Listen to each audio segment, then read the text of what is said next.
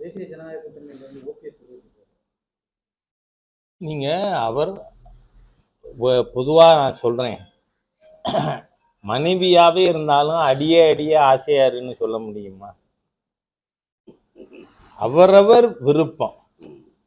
அவர் எதுல இருக்கணுமோ இருக்கிறதுக்கு அவருக்கு முழு அதிகாரம்.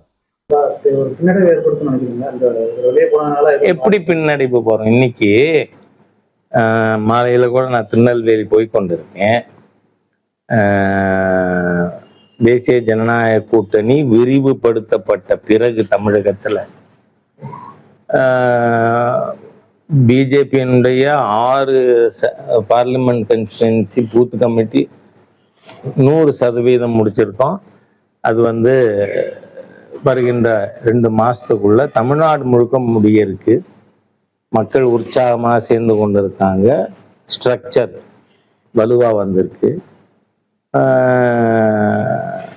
மரியாதைக்குரிய எதிர்கட்சி தலைவர் முன்னாள் முதலமைச்சர் திரு எடப்பாடியார் அவர்கள் கூட்டங்கள்லாம் நீங்க பாக்குறீங்களா? காரைக்குடியில் அந்த கூட்டத்தில் நானும் கலந்து கொண்டேன். தமிழகம் முழுவதும் மக்களுடைய ஆதரவு பேரலை. என்ன காரணம்?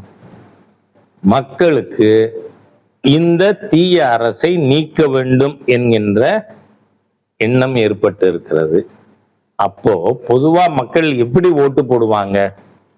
எத்தனை பேர் வேணா இருக்கட்டும், எதிர்கட்சியில் எத்தனை அணி வேணா இருக்கட்டும், எந்த அணி இப்பொழுது இருக்கின்ற இந்த தீய அரசை தூக்கி எறியும் அப்படின்னு அவங்க அசஸ் பண்ணினா அது தேசிய ஜனநாயக கூட்டணி தான் என்பதை மக்கள் தெளிவாக புரிந்திருக்கிறார்கள். அதனால யாரோ ஒருவர் வர்றது போறது என்பது இந்த கூட்டணியுடைய வெற்றியை, என்டிஏயின் வெற்றியை நிச்சயமா பாதிக்காது.